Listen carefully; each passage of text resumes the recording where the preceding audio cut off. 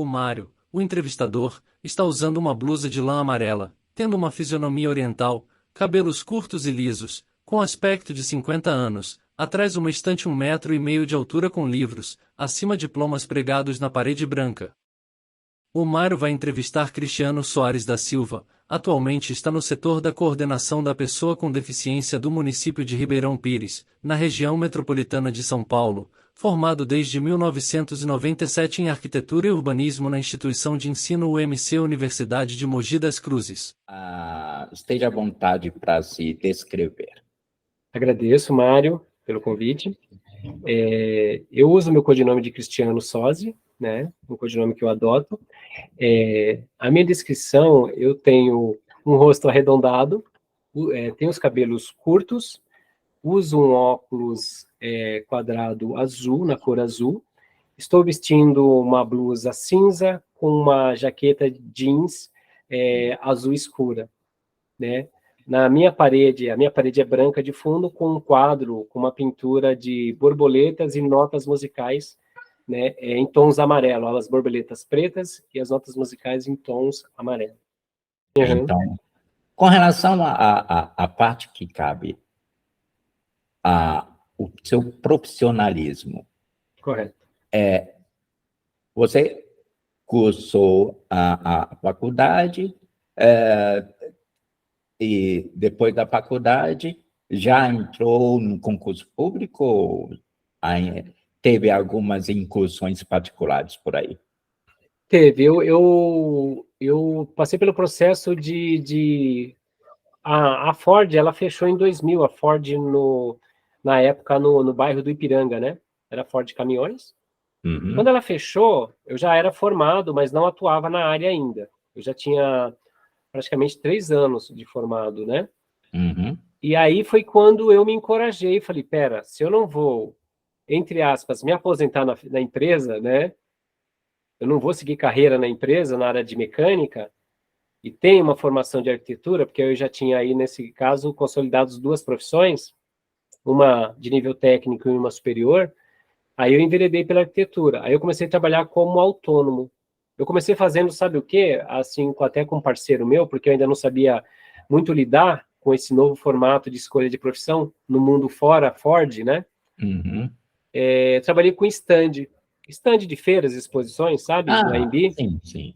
Então eu fui trabalhar, eu fiz stands para Schmidt, eu e um outro parceiro, então chamada Gift Fair, né? Que é feira de presentes. Sim, sim. E lá eu fui eu tive contatos nessa área de montar stand e montar a parte de layout e tudo mais. Ali foi uma experiência muito rica, porque você lidar com pessoas à noite, que nem eu falo, são pessoas de várias classes sociais, né? Até eu falo muito que eu aprendi muito com pessoas saído do cumprido pena, né? Já socioeducativo, então muita pessoa que às vezes não conseguia emprego, viu, com carteira assinada. E esse emprego de montagem de stand dava oportunidade de dinheiro vivo, vamos dizer assim, né? Um dinheiro honesto. Então ali eu aprendi muito com eles. Então essa vivência, eu acho que essa bagagem eu trago também comigo, né? E feiras, a Schmidt foi uma delas que me deu bastante espaço para fazer o trabalho como autônomo, e projetos mais de residência. Eu fiz alguns, mas é mais o que aparecia muito para mim na época era a gente chama de projetos de conservação, ou seja, a pessoa já construiu a casa, a prefeitura foi lá, embargou e a gente entra depois. O arquiteto entra depois para consolidar aquela obra, né? Foi bem isso. E depois eu entrei no órgão público. Aplicou alguma vez o desenho universal em alguma situação? Sim, eu entrei na prefeitura em 2007, final de 2006 para 2007, né? Eu já formado como arquiteto, só que eu entrei numa área menor, como agente técnico de projetos. Em 2009, eu prestei concurso de novo na mesma prefeitura aqui de Ribeirão e passei como arquiteto, né, que estou até hoje. Mas a minha experiência maior, eu acho que não só na prefeitura, desde 2005 a prefeitura tem uma chamada Comissão Municipal de Acessibilidade, e eu já enveredei nela. Eu fui uma das pessoas que até presidi, porque eu falei, opa, isso me interessa. Mas essa Comissão Municipal de Acessibilidade, ela era muito voltada, como até hoje, para você diminuir as barreiras físicas, ou seja, aquelas barreiras que a gente não consegue transpor, seja numa calçada, seja uma ausência de rampa, um rebaixamento de guia, coisas do tipo. Né? Mas aí é só uma deficiência física. Isso.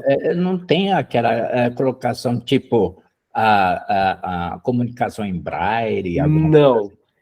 Hoje tem, hoje já aumentou, mas para você ver como que era a nossa visão de mundo na época também, né? Isso em 2008, 2009.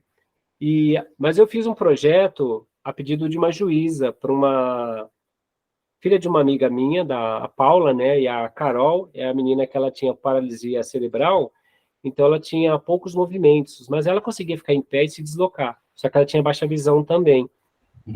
Então, assim, o juiz, é uma história até muito interessante, porque eu faço a anamnese dos meus clientes, eu preciso fazer essa troca de ideias, né? E para quem era o projeto? Era para Carol, então tinha que ser todo voltado para ela. Isso foi na 4ª divisão. Aí eu peguei e ela foi chamada, que o pessoal sempre falava de mim como referência na prefeitura. E uma amiga minha, arquiteta, falou: Cris, eu não sei fazer um projeto no esporte, você quer atender? E nisso, coincidentemente, era uma conhecida minha, né? Aí eu peguei e falei, faço, dei toda a atenção lá. E o que a juíza pediu era justamente assim, era reformar o quarto da Carol, o banheiro, porque o recurso, o dinheiro que tinha, era um pecúnio, né? Um valor que tinha do pai dela, que era falecido, né? Então, esse dinheiro não podia ser dividido, tem que ficar muito claro isso, não pode ser dividido com os outros irmãos ou para reformar a casa toda, né? Eu tinha que priorizar aquilo que ela necessitava e aquilo que o dinheiro cabia também. Então, primeiro eu fiz um valor dentro de um custo, então eu fiz a reforma da entrada principal da casa dela, né? Para poder chegar com mais autonomia. O quarto e o banheiro, porque a cozinha tinha até especialidade, eu só dei uns toques de movimentação de mesa, cadeira, para conseguir ela circular quando necessário a cadeira de rodas, por exemplo, né? Então, essa foi a minha primeira experiência, assim, eu acho, de contato direto. E na prefeitura, é uma construção coletiva. Pensamentos antagônicos, que nem eu falo, né? Que às vezes é difícil a gente conseguir chegar num resultado sem uma discussão madura, né? Arrumei muitas brigas homéricas, que nem eu falo. Hoje não faço mais isso, confesso que a maturidade nos ensina muito, né? Mas essa foi a experiência mais rica, que foi o projeto da residência da Carol, né?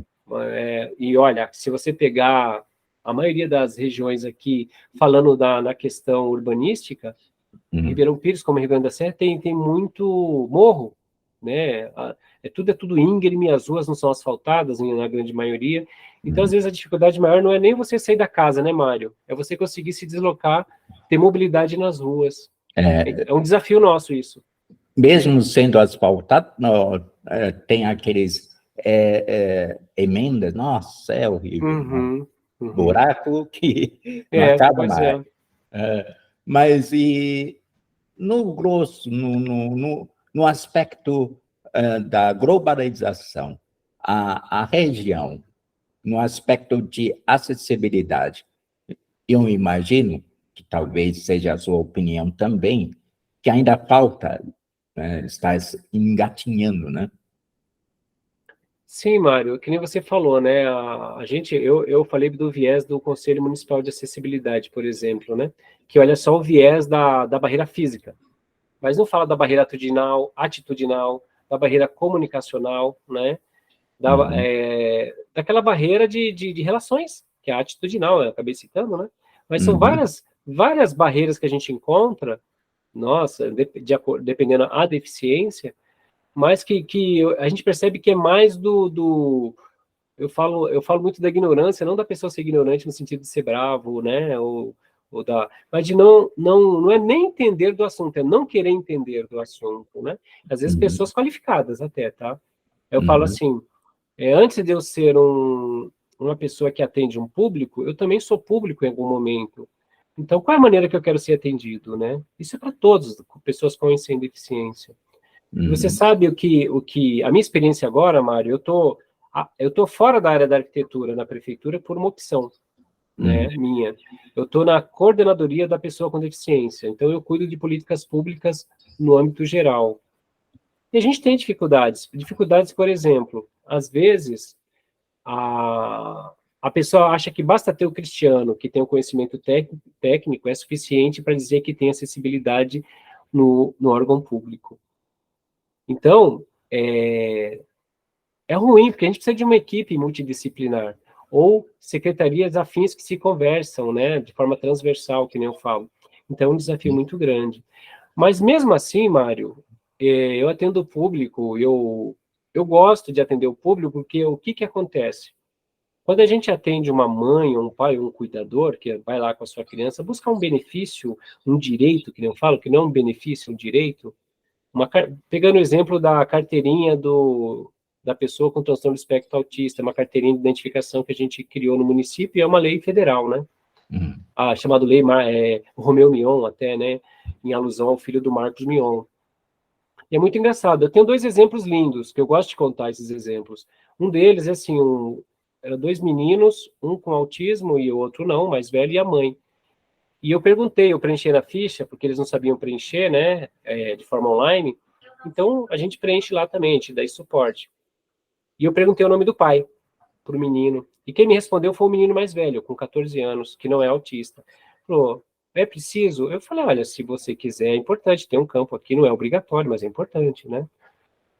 Depois, meu pai abandonou nós, falou desse jeito. Aí eu vi que a mãe também olhou com ar de afirmação, né? Tipo, isso, filho, né?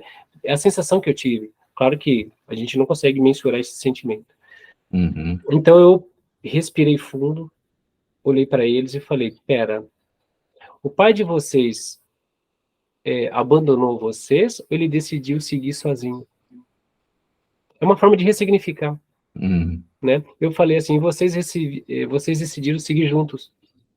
Então, a entrega da carteirinha, ela só é simbólica.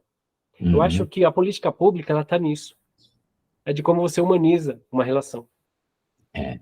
Então, isso é muito interessante. Tem um outro caso também muito curtinho, Mário. Claro que eu não cito os nomes, que é, né, até por preservação da lei, né? Mas que me engrandece, me deixa muito feliz, junto com os meus amigos que trabalham junto comigo, que a gente não faz nada só. Um pai também, ele sentou, a gente foi conversando, ele foi desenhando o cenário do filho, as dificuldades que tem, um pai. Né, que a gente acha que também só mãe, né, que eu falo, eu vejo muita mãe presente, o pai não, mas tem pais presentes também numa relação de cuidar do filho, né, com deficiência, por exemplo. E o pai contou uma história triste do filho, as dificuldades, ele é traqueostomizado, então ele respira, né, através dos equipamentos, mas no final de tudo, Mário, o pai desenhou um cenário difícil de lidar com ir para médico, idas e vindas, refluxo, né, aquela coisa toda. E ele começou a contar as histórias boas também de vivências de pai e filho, né? Aí ele falou assim no final, isso até me emociona. Quer saber de uma coisa? O meu filho é da hora. Eu dei um abraço nele. Porque você vê que é um pai que ele sabe as dificuldades que ele vai enfrentar enquanto pai, que o filho vai enfrentar, mas ele olhou para o filho e falou, meu filho é da hora. Falou com uma gíria tão bonita e tão verdadeira, que eu falei, cara, vou te dar um abraço, porque é isso que a gente quer. Que a gente cria os filhos independentes, com carinho, com afeto, com amor. E se ele não puder ser independente, que ele tenha um cuidador que nem você. Né? Que sabe que, ó, tô aqui no que você precisar. Eu acho que isso é um aprendizado para nós todos, né? E me faz todo dia crescer. E a gente, o tempo todo, a gente pede para as mães irem lá conversar com a gente, por mais que nenhum de nós é terapeuta, né? Longe disso, né? Mas é uma profissão muito honrosa, né? Mas a gente usa desse contato humano, que é muito importante dentro de um órgão público.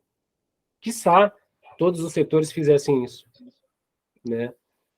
Mas é isso. Então isso nos engrandece muito, Mário. Muito gratificante. Às vezes a gente não deu nada para a pessoa assim, mas essa troca de energia ali tanto nos faz crescer, como faz o outro seguir, que nem a família vai seguir sem o pai, tá tudo bem, tá tudo certo. O pai decidiu seguir um outro caminho, é querer mudar de carreira, né? Depende de como a gente sente isso, né? De como a gente leva isso. Então é necessário fazer uma reconstrução emocional nas pessoas, né? Eu vejo que no nosso público tem muito disso. É fazer a pessoa sentir que ela é dona de si e ela pode fazer o que ela quiser, com limitações, obviamente, mas a vida é um desafio. A vida é mudanças de ciclo, né? A vida é estar aberta a mudanças o tempo todo. A gente não controla tudo, né, Mário? Não temos esse controle, né? Eu acho que estar aberto a essas mudanças é importante. Sim, cada informação que você se depara, né, Uhum, com cada situação que também você passa, uhum, uma forma de experiência que vai adicionando uhum, para que você possa ser uma pessoa melhor, um uhum, cidadão melhor, né? uhum. É importante, exatamente esse é o foco, né? Certo. Dessas entrevistas, né? É, e, e na faculdade, ah, você como aluno deparou com ah, assuntos voltados a esse tema ou isso era ignorado? Olha, eu lembro de um cenário muito interessante. Quando eu estava no quarto ano, a faculdade era 5, né? É 5 anos a arquitetura. E tinha um rapaz que ele fez um projeto de uma residência também para uma pessoa usar de cadeiras de rodas. Então, a única visão que as pessoas tinham na época era o cadeirante. Isso eu percebia, não tinha esse leque. Isso foi em 1997, 96, 97. Eu lembro que esse rapaz ele fez um projeto de uma residência e ele fez o layout. O layout é o desenho dos móveis, né? Uhum. Que consolida esse ambiente. E o professor perguntou, acho que era Arthur o nome do rapaz, eu lembro como hoje. O professor que depois, o ano seguinte, ele foi meu orientador, né? Ele olhou aquele layout e falou, escuta, esse seu cliente, essa pessoa com quem você desenhou esse projeto, você criou essa pessoa, ela tem uma deficiência. Eu vi que você criou rampa para chegar na casa dela. Você movimentou terra, fez uma rampa enorme, perfeito, na inclinação adequada. Mas você, no seu layout, eu vi que você pôs uma cama de solteiro. Só tem cama de. Você tem 3 dormitórios com suíte. Tudo solteiro. O seu cliente não vai casar? Não se relaciona com mais ninguém? Eu achei interessante o professor fazer essa pergunta. Eu sei que o cara se enrolou todo, né, o aluno. Então, ali a gente pode errar, né? Aí o professor fala, gente, você está na faculdade, aqui você pode errar. Mas aí fora não. Então ele fez, porque é o seguinte, as pessoas têm vida. Ah, então ela recebe, ela mora com alguém. A intenção é como se o cadeirante ele fosse dependente. Ele não tem vida, ele vai depender de pai, mãe, tio, tia para morar junto, para fazer tudo para ele. Não, é mais ou menos, cadê a cama de casal? Né? Simbolicamente, ele tem uma relação afetiva e amorosa. Então ali eu falei, caramba, é verdade, a gente está focado só no cadeirante, tem outras deficiências, né? Do âmbito geral. Hoje a gente tem uma visão, uma gama, uma ampliação até por conta das redes sociais, da internet, na época não tinha, né? Na época era só salas de bate-papo, e o Orkut, eu acho que era a ferramenta mais próxima, e pager, né? Vamos dizer assim.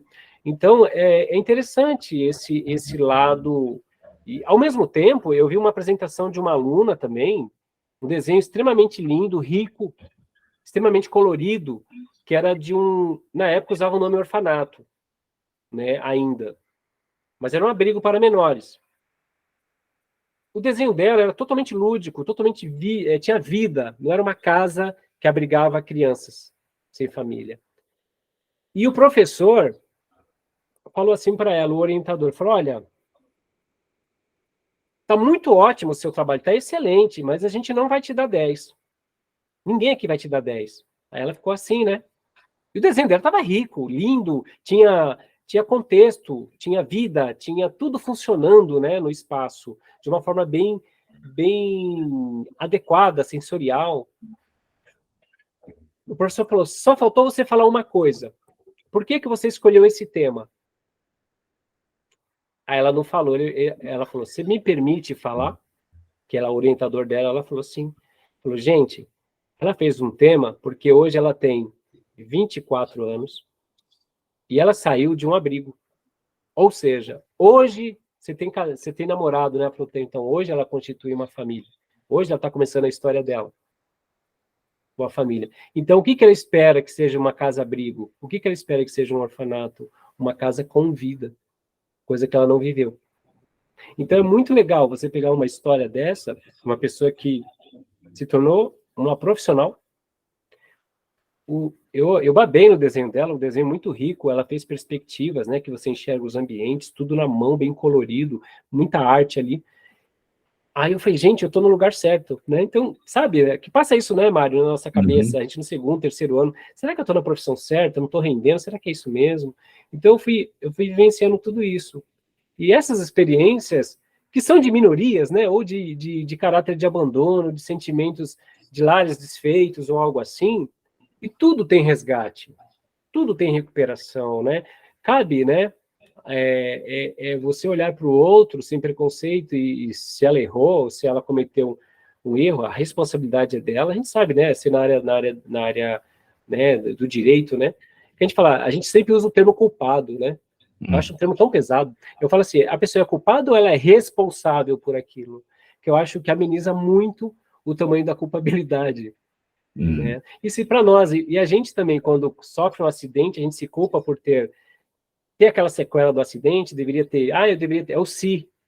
Se eu tivesse prestado atenção, se. Eu falei, esquece o se. Você está com esse cenário agora. Aproveite a vida. Né? Eu falei, Deus te deu o principal. Né? O Mário Covas já falava isso, quando ele foi ostomizado, né? Perguntaram como é que ele ia lidar com aquela bolsa, né? Ele era um ostomizado, ele falou, gente, como é que eu vou reclamar do acessório se eu tenho o principal, que é a vida? Ó, belo isso. Isso foi poucos meses antes dele falecer. Então, acho que esse é o olhar, né, Mário? A gente olhar para nós, as dificuldades, ela nos é apresentada todo dia. Aí depende como a gente olha para ela, né? Eu vejo muito disso quando a gente... Eu acho que você vai até fazer alguma pergunta a respeito do que eu acho de política pública. Se tiver, pode perguntar, que eu tenho uma fala bem bacana. Então, não vou ser falta, não vou ter essa falta de consideração à sua pessoa. Se você já está pronto para dizer, então fala. Estou à vontade, então? À vontade. Esses dias mesmo me perguntaram, né, a respeito de política pública, voltado para o nosso público, PCD, né, pessoa com deficiência, o que eu achava da dinâmica do que é a política pública, né? E eu falei, o que eu descrevi foi assim, que eu vivo da política pública como qualquer cidadão, como a gente vive da política, né? Só que assim, a gente tem que tomar cuidado para a gente não criar uma dependência da política pública, que é onde gera as grandes brigas entre os conselhos municipais, entre secretário e conselho e por aí vai. E, né, entre relações de secretarias, que a política pública, dentro assim do meu ponto de vista, é um ponto de vista muito pessoal, eu acredito que ela tem que ter assim um período ou de começo e fim, ou pelo menos de análise a cada 5, 10 anos, para você ir melhorando. Porque se ela for uma política que ela tem que ser perpétua, isso mostra que a gente não está conseguindo garantir direito de ninguém, ou da maioria. Ou seja, né? Deixou de fazer o principal, é planejar. É isso. Isso. Então é muito. Eu pego um exemplo muito claro na minha área de arquitetura. Quando as residências terapêuticas deixou de ter os manicômios, né? Os sanatorinhos, sabe? Isso já acho que foi em 1997, 8 também, né? De uma lei. Tem até um filme chamado Bicho de Sete Cabeças que trata sobre isso, né? Que era o fim dos manicômios e a abertura das casas, a mudança de tratamento da pessoa que tem uma deficiência intelectual ou mental, né? Que seja tratado com dignidade.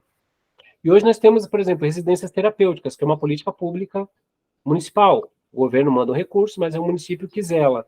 Então nós temos residências Eu até falo, gente, vamos tirar esse nome terapêutico, vamos falar de residência? Porque se é uma casa que eu tenho que colocar as pessoas que de alguma forma perderam os vínculos com as famílias ou algo do tipo e requer que tenha um cuidador ou uma cuidadora, essa casa tem que ter uma coisa chamada vida.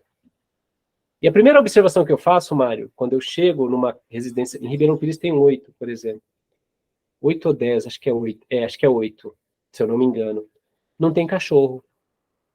Aí você tem um abrigo de cachorro, um canil, que você tem cachorros idosos, que são mais mansos.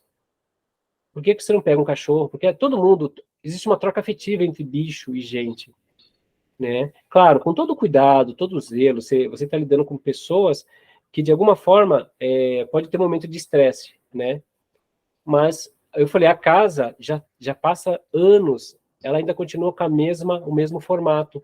Parece que é um amontoado de pessoas. É um ponto de vista meu. Eu falei, só tirou o nome Sanatorinhos, tirou o nome Juqueri, né? Ah, não, mas tenha cuidado. Tem as suas qualidades, sim, eu entendo. Não estou dizendo, não estou jogando tudo por água abaixo. É aquilo que eu falo. Mas se é uma política que ela tem que ser perpétua, ela tem que ser revisada, Mário, pelo menos a cada 5, 10 anos, para saber se aquela ferramenta terapêutica, aquele formato de residência ainda atende aquele público, né? Se aquela pessoa não consegue ser integrada à casa, à família, e por que não pode descobrir por que aquela família não consegue integrar aquela pessoa de novo, né? É recurso financeiro, é a questão emocional da família que está totalmente também em vulnerabilidade. Olha como a política pública, a gente tem ferramentas para tudo isso. E o nosso público, Mário, é muito engraçado. Às vezes eu fico muito reativo. De vez em quando a gente cai nas armadilhas da reatividade, né, da ironia, ironia é uma ofensa, né, eu sei disso, né, a gente às vezes ofende as pessoas, mas eu falo, toda vez que a gente vai fazer, ou quase todas, uma política para nós, não tem dinheiro. Aí eu falo, calma, ou se vira, aí eu falo assim, gente, por que toda vez que eu vou discutir uma temática, a pessoa com deficiência, eu tenho que ir para o final da fila?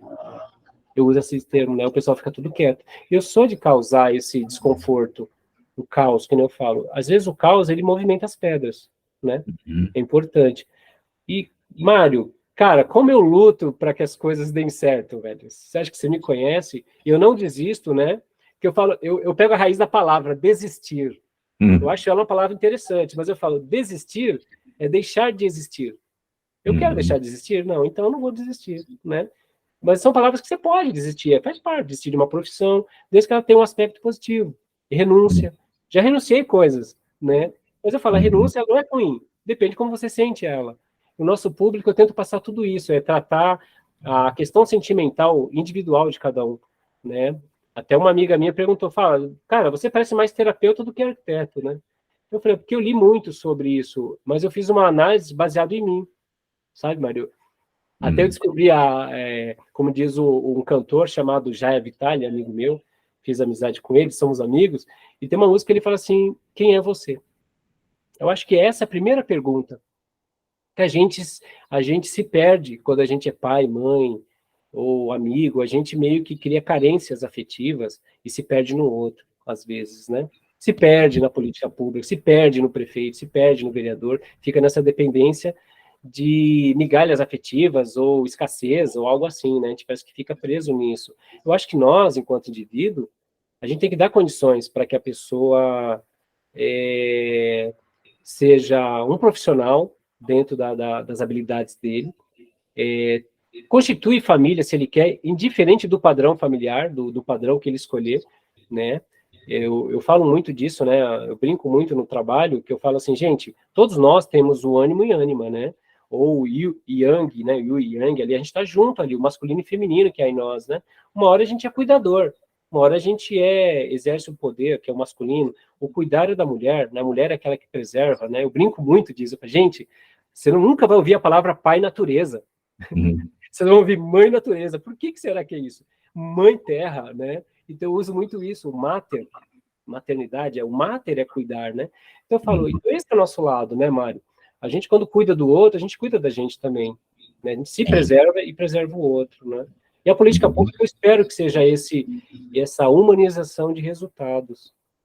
Às vezes, quando eu falo de dinheiro, porque quer queira, quer não, o dinheiro também é um nutrir. Eu falo isso, até eu brinco muito, falo, gente, se vocês conversarem com alguém que dentro do conceito judaísta, né, dentro do judaísmo, vocês vão entender como o dinheiro ele faz parte do processo do cuidar do outro, do nutrir, da necessidade, né? Não é ofensivo, né? Não é uma ofensa ter dinheiro, ser rico, né? Que nem eu falo, né? Então, tudo isso é importante. E para o nosso público, eu vejo que quando a gente quer fazer uma política que requer recursos, parece que a gente tem que eu falo, a sensação é horrorosa mesmo. Você tem que se diminuir. Parece que você está pedindo esmola, né? Esmola. E eu desenho todo esse cenário da importância que é você ter um profissional de ponta lá, não pela deficiência dele, né? Que nem eu falo da cota, eu quero um profissional que eu vá lá aprender violão com ele, que ele pode ser cego, mas ele vai me dar aula de violão, ele é um professor de violão, não um professor cego de violão, né? Eu falo, é um professor, eu vou falar, será que esse cara vai saber me ensinar? Não, ele está habilitado para me ensinar. Eu sendo uma pessoa, um exemplo, né? Se fosse uma pessoa sem nenhum tipo de deficiência e com condições de aprender a tocar um violão, nenhum problema. Eu acho que esse é o nosso desejo, né? Da gente ver nós, né, Mário, em cada campo da Terra, fazendo o que gosta e o que quer, seja no campo profissional ou não. Com relação a isso, um pouco antes de voltar a esse lado mais intimista, você falou em políticas públicas. Aí eu digo para você, eu como uma pessoa, digamos, na hipótese, estou lá em São Paulo, um paulistano, nossa, Rio Ribeirão Pires, que coisa, é uma cidade que diz ser instância turística. Eu sou cadeirante, ou eu sou deficiente visual. O que tem para dar? Você diria o que para eles? Olha, eu falo que tudo isso ainda é uma construção coletiva. O nosso turismo, ele já é um turismo que ele vem com uma precariedade mesmo, a gente faz uma análise. Recentemente eu tive uma conversa sobre isso, né? Tem bons profissionais agora, até também tentando fazer a cidade de fato ser turística, né? Seja o turismo de um dia, seja o turismo de 2, 3 dias, né? E um dos levantamentos que a gente vê é uma coisa chamada hospitalidade. Hospitalidade é receptividade, Mário. Como é que eu te recebo? Como é que eu recebo o turista? Como é que ele é abordado, né? Ele tem onde dormir, então toda cidade, o mínimo, ele tem que ter um número de leitos, porque as pessoas elas precisam se hospedar. Então a gente não tem isso de forma é importante fazer, a gente chama, para ter um diagnóstico da cidade, precisa ter uma coisa chamada, que é muito usada em arquitetura, em urbanismo, é levantamento. É que nem para nós, na nossa área. Nós não sabemos quem somos, porque nós não sabemos a nossa quantidade de pessoas com deficiências reais. Então é difícil fazer uma política pública para nós, porque a gente não consegue ter um censo. É mais ou menos isso, né? O nosso censo municipal. E no turismo é a mesma coisa. Eu tenho que identificar quais são os pontos fortes e os pontos frágeis na cidade, para que ela, de fato, se estabeleça como instância. E uma das experiências que eu tive em conversas, que eu participo das reuniões de conselho de turismo, né? A legislação, no âmbito geral, ela atrapalha muito. Ela atrapalha muito no sentido assim, às vezes você tem um café, por exemplo, só que o seu CNPJ é com outro nome, tá como eventos. Porque você já sabe que você não vai precisar empregar X pessoas, você consegue declarar de uma forma econômica, ou seja, mascara uma característica local da cidade. Então, todos esses pontos têm que ser vistos, e a cidade ela precisa ser comunicacional para o nosso público, em todos os aspectos, seja o teu intérprete de Libras, a pessoa que aborde, uma cidade que ela tenha audiodescrição, se tiver uma peça teatral sendo apresentada na cidade, né? Ela tem que estar acessível com elevador para a pessoa chegar. Então, tudo isso eu vejo que fica sempre em segundo plano ainda. Nós não estamos que nem Socorro, né, que absorveu a política voltada para a pessoa com deficiência como característica da cidade, né, olhando a cidade como um todo, né, que nem eu falo, se a cidade é boa para o idoso andar, para a moça com carrinho de bebê, grávida, e para a pessoa com deficiência, ela é boa para todo mundo, indiscutivelmente. Isso a gente chama de mobilidade, né? Plano de mobilidade. Toda cidade ela tem que ter um plano de mobilidade. Ribeirão Pires está passando por um plano, a gente chama de reforma do plano de mobilidade, né? Eu não participo do plano, porque eu sou de outra área, mas eu sempre dou os pitacos, que nem eu falo. Toda vez que você vai falar de mobilidade, Mário, é muito engraçado. Todo mundo prioriza o pedestre. Mas, na prática, a pessoa fica preocupada onde ela vai parar o carro. Uhum. O discurso é muito engraçado. Quem tem direito? Pedestre, o ciclista, o skatista, vai, né? Vai chegando até os veículos automotores. Mas não é isso. A cidade, ela é dinâmica. Se você não, como você fala, se você não planeja ela se autoprojeta. Quando você pensa que não, tem uma área ali ocupada, tem uma área invadida, tem alguém construindo alguma coisa sem licença da prefeitura, né? Então as coisas vão acontecendo, a cidade, ela não para, né? E tem uma frase de um rapaz, infelizmente, eu falo que não é minha essa frase, porque eu vi numa entrevista no passado, aqui em Ribeirão Pires. Perguntaram para um rapaz, ele desenhou a dinâmica bem no finalzinho do jornal, até acho que foi o jornal, eu acho que, não sei se era o SPTV, enfim, é um desses jornais, mas eu sei que foi na Globo. E o rapaz falou assim, a gente não tem restaurante para poder recepcionar as pessoas. O cara fez um desenho bonito, era até um publicitário, né, que apareceu a profissão, eu lembro disso, publicitário. O cara falou assim, Ribeirão Pires tem tudo para acontecer enquanto cidade turística. Mas o problema é que Ribeirão Pires ainda pulsa, mas não vibra. Essa frase ficou na minha cabeça, a cidade pulsa, mas não vibra. Então é para nós também, a gente pulsa a acessibilidade, mas não vibra. Porque a gente precisa de um complemento, todo mundo está envolvido, né?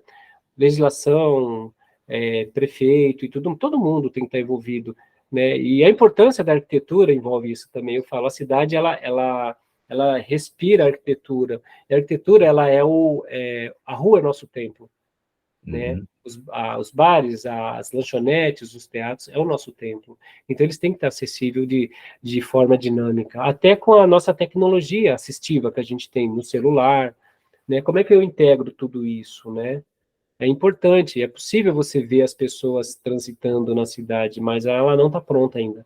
E, assim, não tem uma comunicação entre profissionais da área para entregar um produto acabado para a gente, entende? Ainda é eu falo isso com muita tristeza, mas isso não me angustia.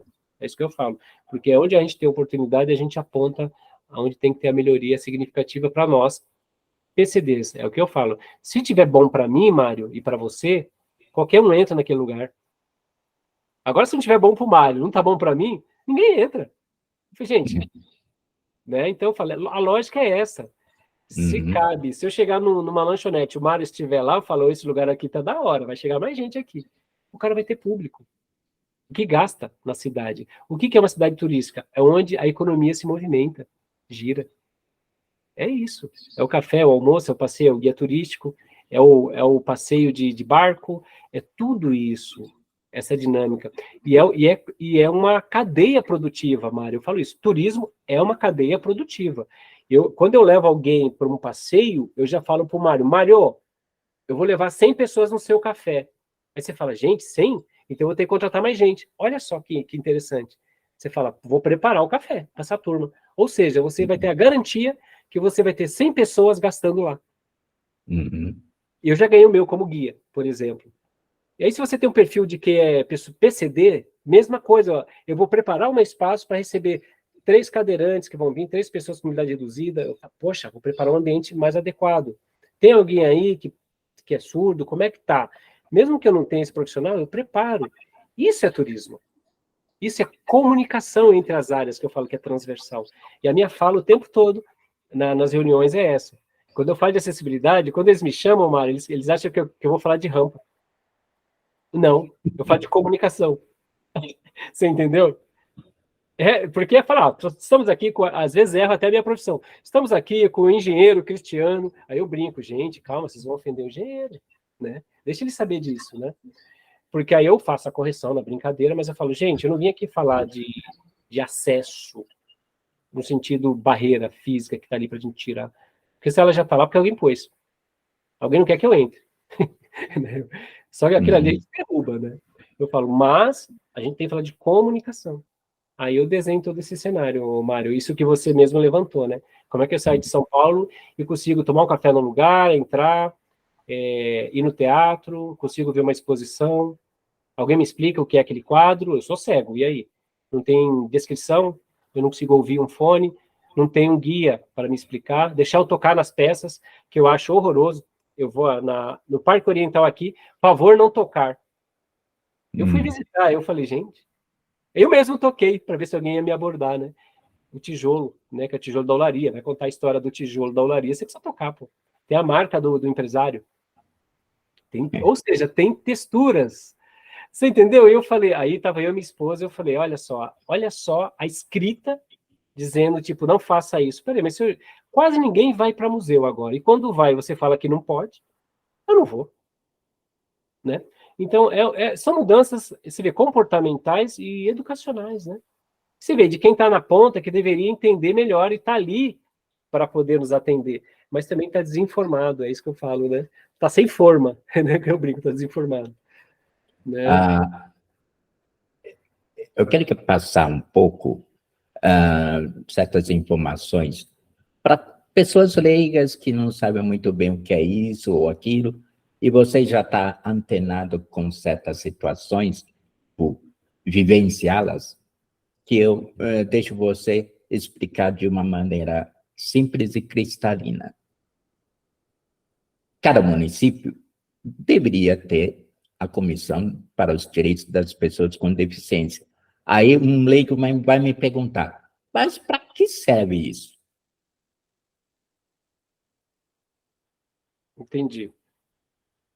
É muito comum, Mário, essa pergunta ser feita por quem não tem deficiência, por exemplo. Né? Ou aquela pessoa que ela já pega uma informação distorcida e não se apropria dela de fato, que nem eu falo. Então eu faço sempre um convite para as pessoas. Eu falo que a gente às vezes desanima, né, de participar de certas reuniões, de conselhos e tudo mais.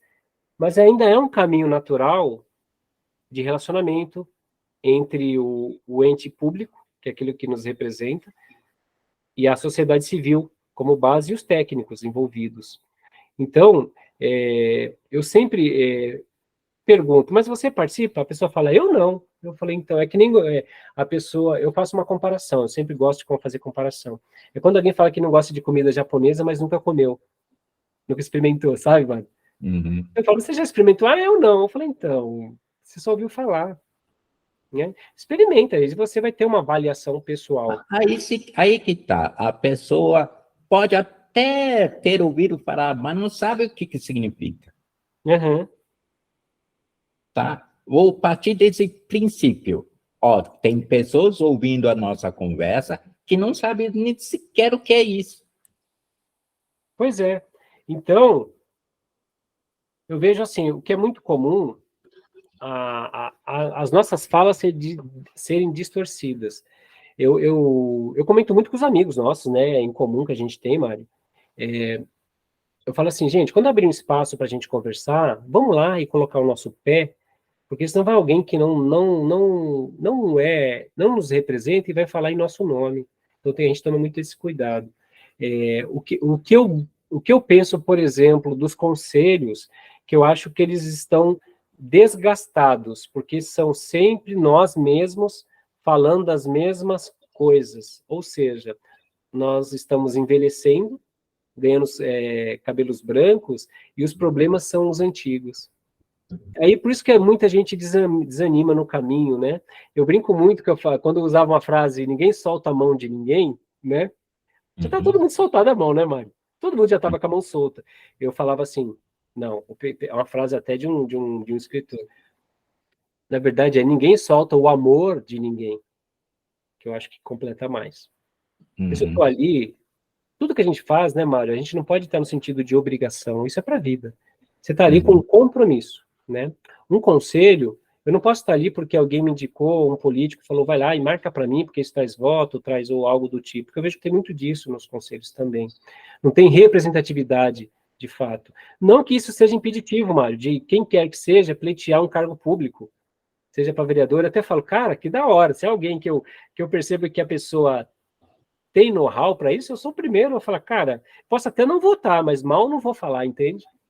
Vou falar, cara, vai fundo, ó, trabalha dentro dessa linha, desse cenário aí, ó, você está no caminho certo. Não sei se você vai conseguir os votos suficientes, mas, né, siga dentro desse pleito. Mas eu vejo, eu comparo muito Rio Grande e Ribeirão, né, são cidades mais próximas. Eu participo do GT, da pessoa com deficiência, no qual eu até coordeno lá, nesses praticamente 2 anos. Então, tem políticas públicas que ela é regional, que dá para fazer. Está passando por um processo, por exemplo, nas 7 cidades de conflitos ainda de cidades. São Bernardo, por exemplo, não participa, e São Caetano mais das 7 cidades, ou seja, então já não são 7, são 5, né? Mas ao todo ainda são, né, no termo na assinatura de todos. Então, assim... Cristiane, quando você explica, é melhor explicar quais as cidades, tá? Porque nem todos que me assistem são da região. Tá. Nós temos aqui o consórcio intermunicipal, no qual são 7 cidades envolvidas dentro de um consórcio para objetivos comuns.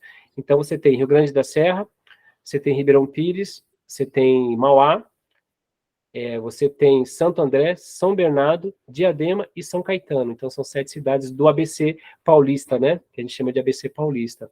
Então, assim, tudo que a gente discute no âmbito regional, aquilo que a gente sabe que vai interferir na vida das 7 cidades, às vezes é muito mais fácil você conseguir recursos financeiros para todos, em vez de uma cidade só. Mesmo que, às vezes, a mais beneficiada vai ser Rio Grande, a mais beneficiada vai ser Ribeirão, ou por aí vai. O importante é as cidades discutirem qual é o melhor caminho, porque na ponta, em cada cidade, reflete na outra. Uma cidade reflete na outra, né? Eu até brinco, né? Para nós irmos para um distrito de Paranapiacaba, que pertence a Santo André, a gente é obrigado a passar por Ribeirão Pires e por Rio Grande. Ou seja, a gente impacta essa cidade de alguma forma, né? A gente afeta, seja ela o afeto positivo ou negativo, mas a gente afeta. Então, essas relações intermunicipais, elas são de grande importância, né? Então, muita coisa a gente está conseguindo discutir. Agora, claro, uma nova...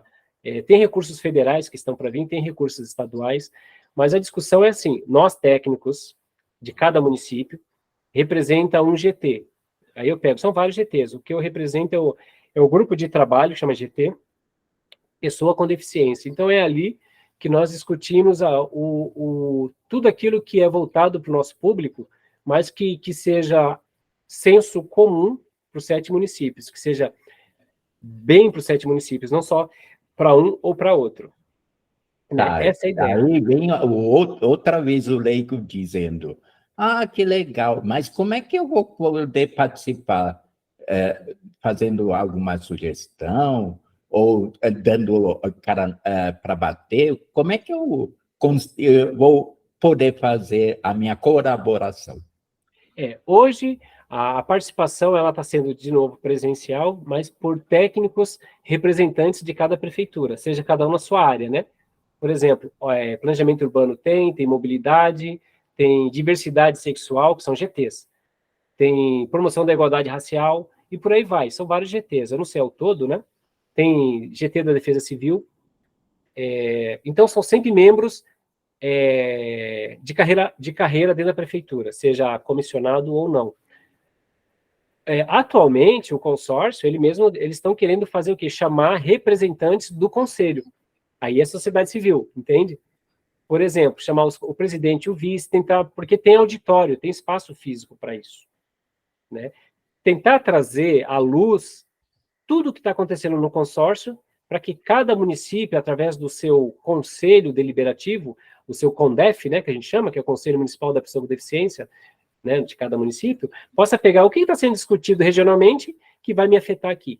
E como é que a gente consegue trazer à luz, apontar melhorias? Então, vai ser através dos conselhos. É até uma proposta já antiga nossa, né, da gente poder trazer isso, pelo menos para que os conselhos ganhem vida. Aí, Mário, uma coisa que aconteceu na última reunião, o pessoal falou, então, mas todos os conselheiros sabem o que é um conselho? A gente quer lançar mais. Eu estou fazendo exatamente 2 vezes a mesma pergunta, e você está embolando. Mas aí a proposta, qual que é a proposta, Mário?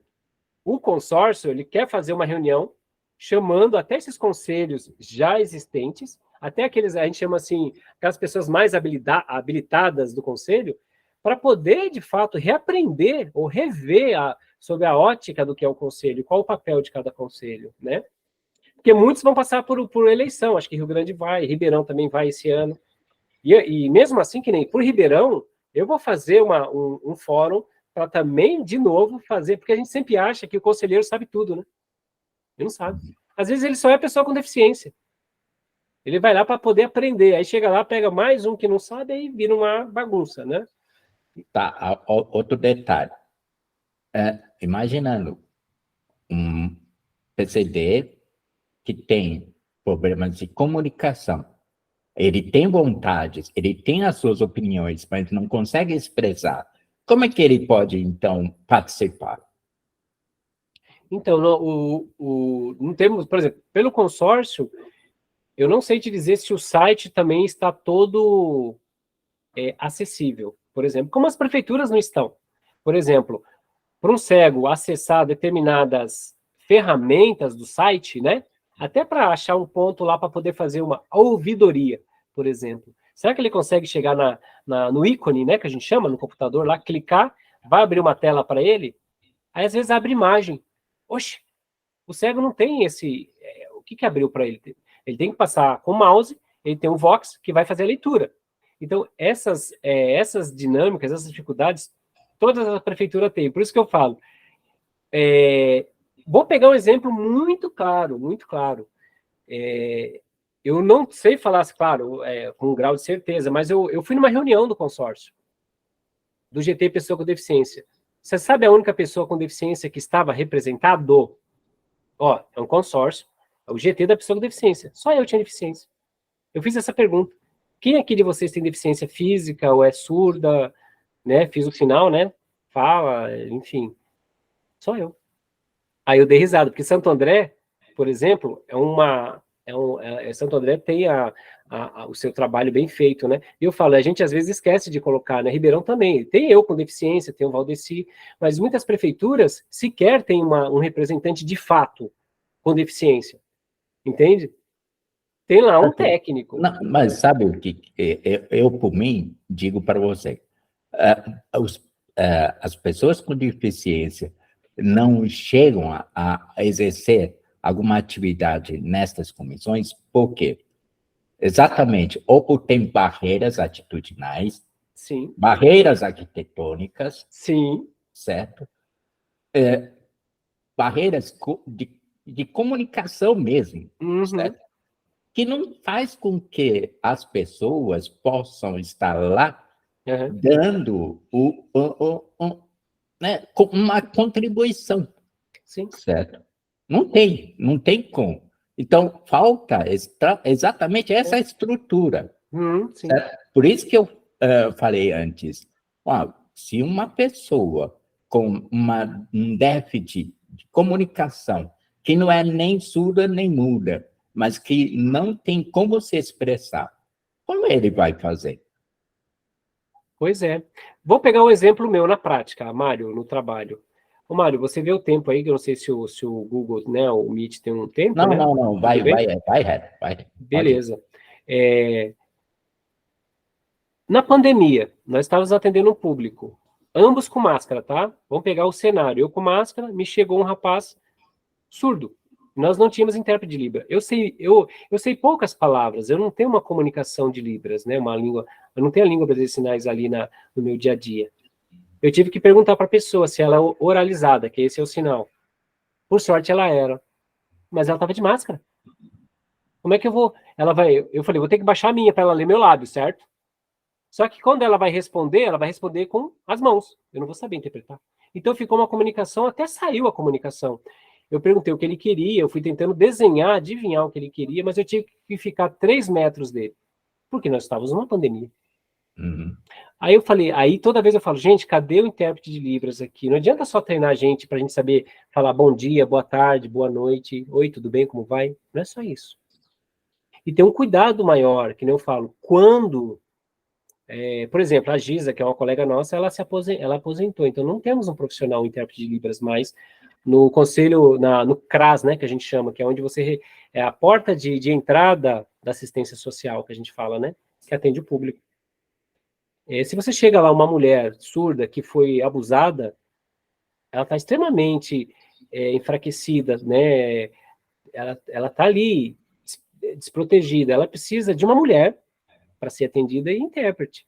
Não adianta, ela não vai ter segurança até para conversar com um homem também, mesmo que seja uma pessoa intérprete.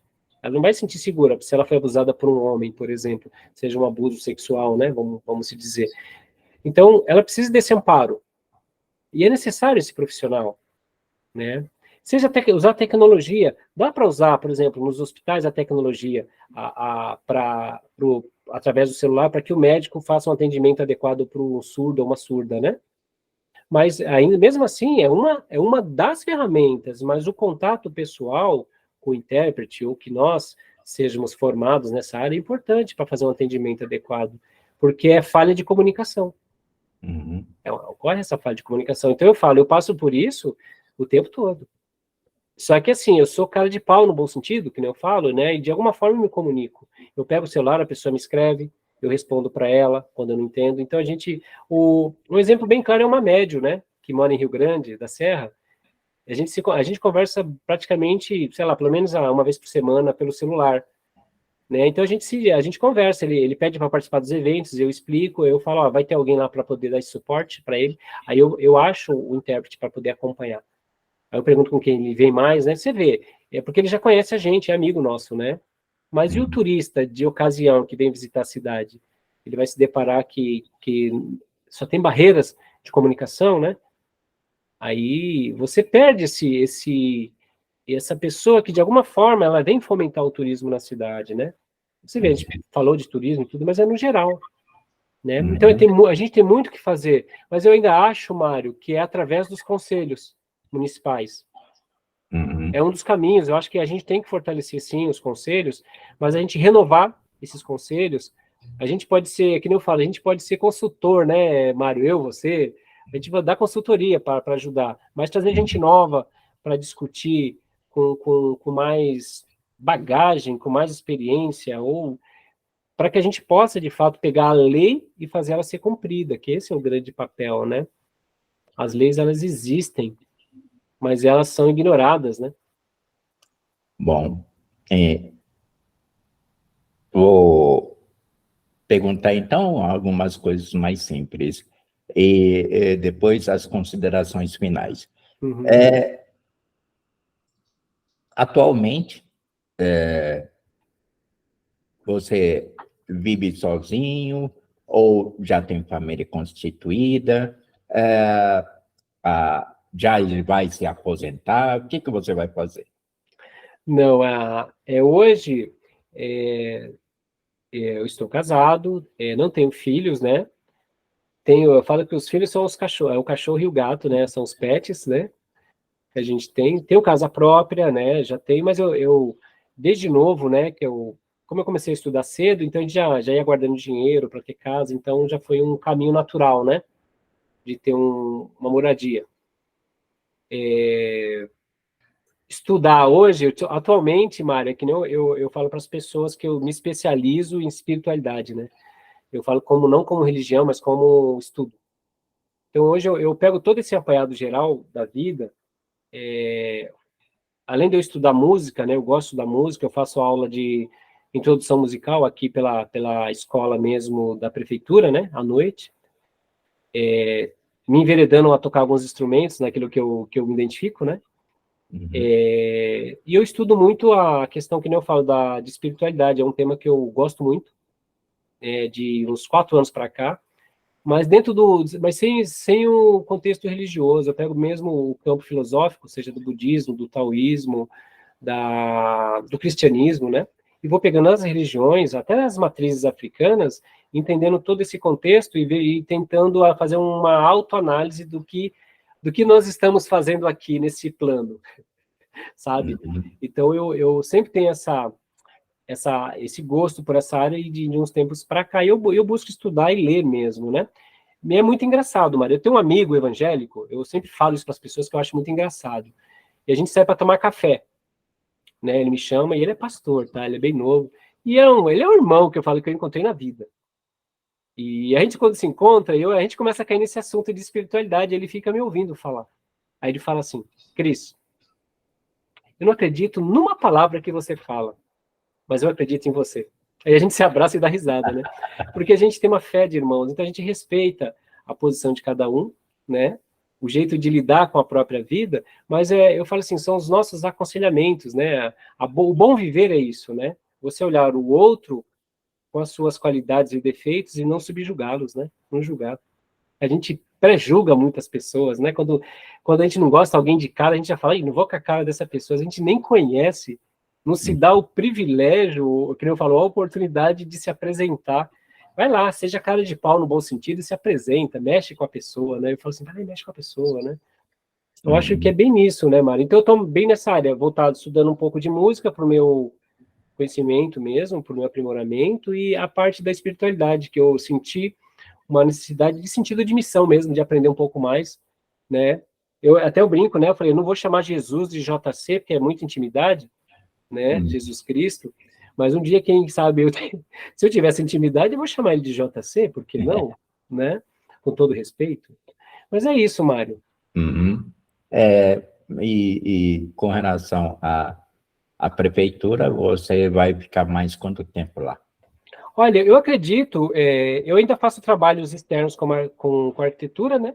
Até para o nosso público também, eu continuo como autônomo, né? Eu falo que nas minhas horas vagas, e na prefeitura, eu acredito, assim, você acredita que eu não penso em prazo de aposentadoria, eu não faço essa matemática, né?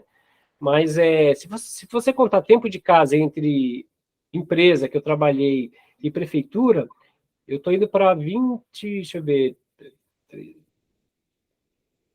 eu acho que eu estou indo para 27 anos de somado, de contribuição, né, vamos dizer assim.